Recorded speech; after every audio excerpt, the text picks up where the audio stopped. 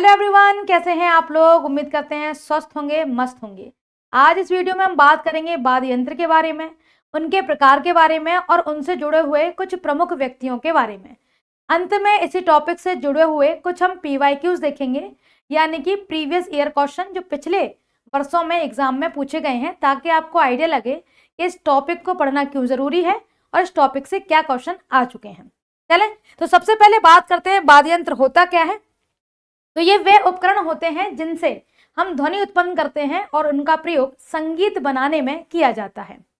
अब जो ध्वनि निकलती है और उनको जिस तरीके से बनाया जाता है, उसके आधार पर वाद्य यंत्र को 4 भागों में बांटा गया है।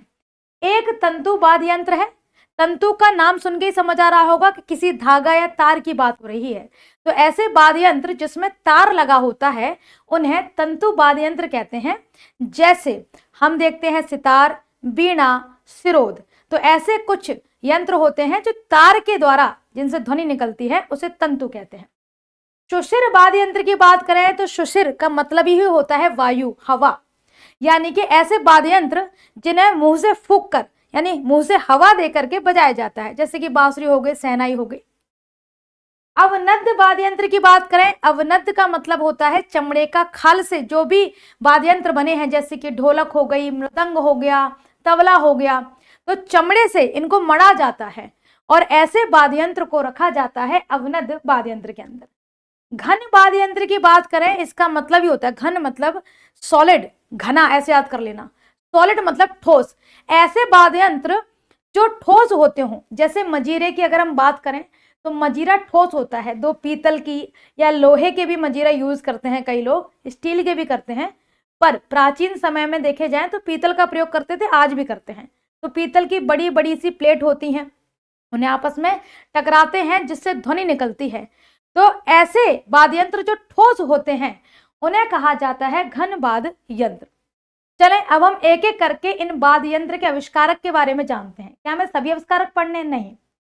जो तंतु वाद्य यंत्र है उसके आविष्कारक हमें पूरे तरीके से मिल जाते हैं। बाकी जहां जहां आविष्कारक मिले होंगे उनकी चर्चा करेंगे और उनसे जुड़े हुए व्यक्तियों के बारे में भी हम जानेंगे। तो सबसे पहले हम तंतु वाद्य यंत्र देख लेते हैं, जिनमें तारों के कंपन से ध्वनि उत्पन्न होती हो, जैसे सितार है, वीणा है, सिरोद है, या इसे सरोद भी कहते हैं, गिटार है और वायलिन है। अगर हम सितार की बात करें, ये जो आप फोटो देख रहे हो ये सितार का फोटो है, इसे अमीर खुसरो द्वारा बनाया गया था। सितार और तबला के आविष्कारक अमीर खुसरो हैं। दूसरा आप देख रहे हैं वीणा। वीणा का कोई एक आविष्कारक नहीं है, लेकिन हिंदू ग्रंथों में वीणा का आविष्कारक नारद मुनि को बताया गया है और इसे एक प्राचीन वाद्य यंत्र में भी रखा जाता है। इसके बाद सरोद की बात करते हैं। नियामत उल्लाह ने सरोद को बनाया था और सरोद जो है, ये बनाने वाले नियामत उल्लाह जो है वे संगीतकार नहीं थे, वो एक अफगान घोड़े के व्यापारी थे और अफगानिस्तान के जलालाबाद से बिलोंग करते थे। बात करते हैं गिटार की। 20वीं शताब्दी में गिटार को डिजाइन किया गया, एंटोनियो डी टोरेस ने इसको बनाया था। अब बात करते हैं वायलिन की। तो इटली के एक व्यक्ति थे जिनका नाम था एंड्रिया अमाती, इन्होंने बनाया था। इसका एक और नाम देखने को मिलता है चार्ल्स नवम, यानी कि चार्ल्स नौवा। तो चार्ल्स नाम के राजा हुए 9वें नंबर के थे, तो उन्हें चार्ल्स नौवा कहा जाता है।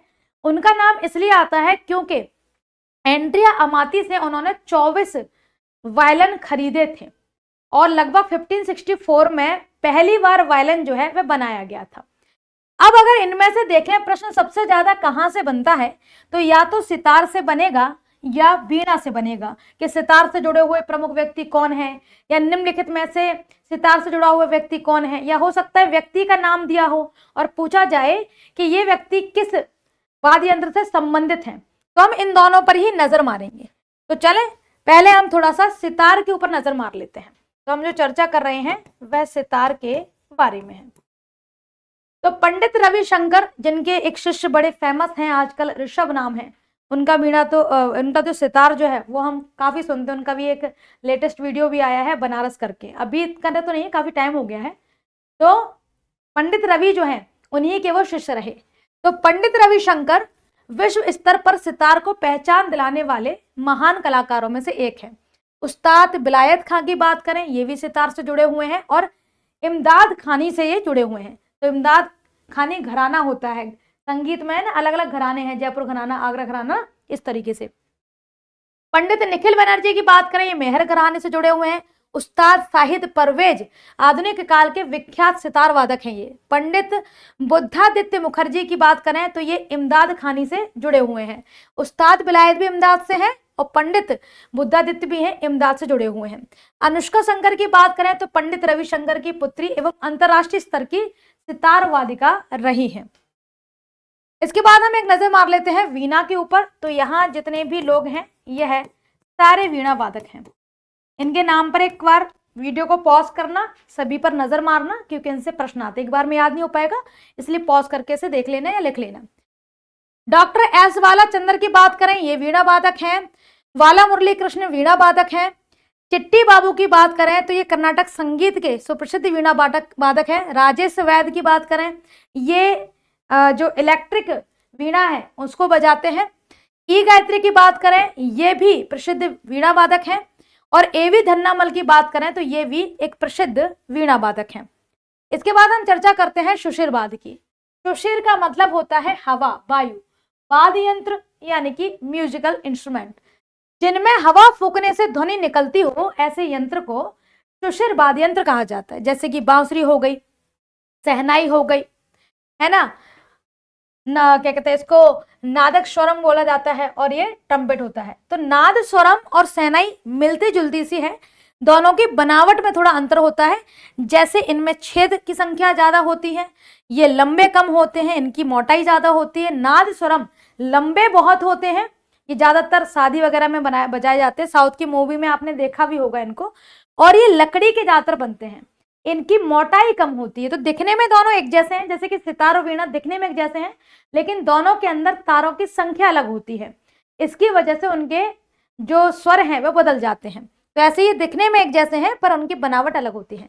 ट्रम्पेट तो ये आपने बैंड बाजा वगैरह वाले में भी देखा होगा। अब इसमें सबसे फेमस क्वेश्चन जो है वे शहनाई से आते हैं या बांसुरी से आते हैं, तो हम इन दोनों पर ही नजर मारेंगे। तो पहले हम शहनाई वाले को देख लेते हैं, फिर हम बांसुरी वाले को देख लेंगे। उस्ताद बिस्मिल्लाह खां, हमें नहीं लगता कि इनका नाम कोई जानता नहीं होगा कि शहनाई से संबंधित है। तो उस्ताद बिस्मिल्लाह खां विश्व विख्यात शहनाई वादक हैं। शहनाई को शास्त्रीय मंच पर इन्होंने ही प्रतिष्ठा दिलाई थी। अली बख्श खां, ये भी शहनाई वादक है। उस्ताद सैयद अली, ये भी शहनाई वादक है। बलजीत सिंह की बात करें तो ये भी शहनाई वादक हैं। अब बात करते हैं बांसुरी की, क्योंकि बांसुरी से भी प्रश्न आ जाते हैं।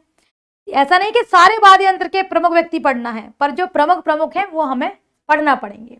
बांसुरी की बात करें तो पंडित हरिप्रसाद चौरसिया, पंडित पन्ना लाल, पंडित रघुनाथ सेठ, पंडित विजय राघव राव और रोनू मजूमदार, ये सभी लोग बांसुरी वादक हैं और बांसुरी के बहुत फेमस चेहरे हैं। ऐसा नहीं कि इनके अलावा और वादक नहीं है, लेकिन ये एग्जाम में बार बार नाम आपको देखने को मिलेंगे भी, और ये सबसे ज्यादा फेमस रहे इसलिए हम इनका नाम देख रहे हैं। इसके बाद हम बात करते हैं अवनद्ध वाद्य यंत्र की। अवनद्ध वाद्य यंत्र यानी कि ऐसे वाद्य यंत्र जिनके अंत में हम क्या देख रहे हैं, चमड़े के द्वारा इन्हें मढ़ा जाता है और उनसे फिर क्या निकलती है, ध्वनि निकलती है। तो ये आप देख रहे हैं तबला, ढोलक, मृदंग। ढोलक और मृदंग देखने में एक जैसे लगते हैं, पर दोनों के आकार और बनावट में अंतर होती है। ये थोड़े लंबे से होते हैं ढोलक के कंपेयर में। दूसरा, इनका एक मुख बड़ा, दूसरी ओर ये बहुत ज्यादा छोटे होते हैं, जबकि ढोलक ऐसा नहीं होता। तो दोनों की आकृति में अंतर है, इसी वजह से दोनों के आवाज में भी अंतर मिलता है। एक होते हैं नगाड़े, ये आपने देखा होगा जब भैरी घोष किया जाता था यानी युद्ध घोष, तो उस समय बजाए जाते थे। मंदिरों में भी नगाड़ों का प्रयोग किया जाता है आरती शुरू करने से पहले, या आरती होने के दौरान भी इसको बजाया जाता है।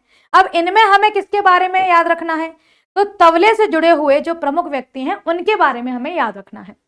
उस्ताद अल्लाह रखा, उस्ताद अल्लाह रखा बहुत फेमस हुए, और उन्हीं के पुत्र हुए जाकिर हुसैन, जिनके करली करली से हेयर हैं, और जाकिर हुसैन को लगभग सभी लोगों ने देखा ही होगा। तो उस्ताद अल्लाह रखा, उस्ताद जाकिर हुसैन, पंडित किशन महाराज, पंडित क्षमता प्रसाद और अनोखे लाल मिश्र, ये सब तबले से जुड़े हुए हैं। तो प्रश्न आ जाता है कि निम्नलिखित में से कौन सा व्यक्ति तबला वादक है, या हो सकता है वो ऐसे प्रश्न पूछ ले, उस्ताद जाकिर हुसैन कौन सा वाद्य यंत्र बजाते हैं। चलें भाई, इसके बाद बात करते हैं घन वाद्य यंत्र की। घन वाद्य यंत्र में हमें याद नहीं करना है, क्योंकि घन वाद्य यंत्र ऐसा है, ज्यादातर ये म्यूजिक इंस्ट्रूमेंट में यूज नहीं किया जाता।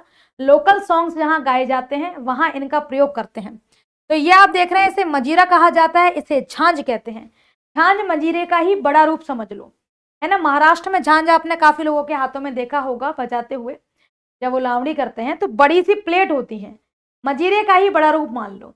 लेकिन मजीरे थोड़े हैवी होते हैं, झांझ थोड़ी पतली होती है उसके कंपेयर में, इसलिए इनका साउंड अलग आता है। जैसे दो थाली आपस में टकरा दो, साउंड आएगा ना, झांझ जैसा होता है।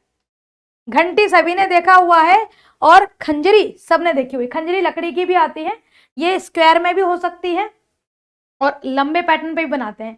इसके अंदर पीतल के छोटे छोटे पहिए डाले जाते हैं, और जब वो पहिए आपस में टकराते हैं या लकड़ी से टकराते हैं तो उसमें झनझन जैसी आवाज निकलती है ना। तो ये खंजरी है। इनसे जुड़े हुए कोई भी हमें विशेष व्यक्ति याद नहीं करने। अब चलते हैं हम प्रश्न की ओर। तो जैसा हमने कहा था कि अंत में हम कुछ प्रश्न देखेंगे ताकि आपको आइडिया लगे कि इस टॉपिक से कैसे प्रश्न आए हुए हैं। तो देखें, सबसे पहला प्रश्न क्या है, निम्नलिखित में से कौन सा एक प्रसिद्ध वीणा वादक है? Gopal Das, N Rajam, Sultan Khan, V Dhannammal. तो अभी हम धन्नामल के बारे में पढ़ा करके आए हैं, तो धन्नामल करेक्ट होगा। गोपाल दास तबले से जुड़े हुए हैं, सुल्तान खान ये वायलिन से जुड़े, सारंगी से जुड़े हुए हैं, राजम जो है ये वायलिन से जुड़े हुए हैं। तो करेक्ट आंसर क्या हो जाएगा यहाँ पर? वी धन्नामल। अगला देखें इधर, हिंदू पौराणिक कथाओं के अनुसार वीणा वादक यंत्र का आविष्कार किसने किया है? और ये एग्जाम में आया हुआ प्रश्न है बच्चा, है ना। तो भाई हिंदू पौराणिक कथाओं के अनुसार जो ऋषि नारद है उनको वीणा बजाते हुए दिखाया गया है। पंडित रविशंकर कौन सा वाद्य यंत्र बजाते थे? तो पंडित रविशंकर इन्होंने सितार को टॉप पर पहुंचाया।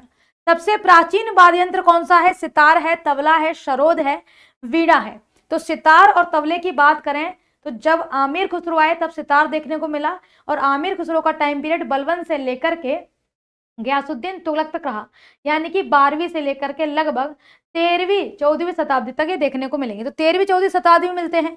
सरोद की बात करें तो ये भी 16वीं शताब्दी के आसपास आया है, और वीणा की अगर हम बात करें तो ये सबसे प्राचीन है ऑप्शन के अनुसार। ये भी एग्जाम में आया हुआ प्रश्न है बच्चा।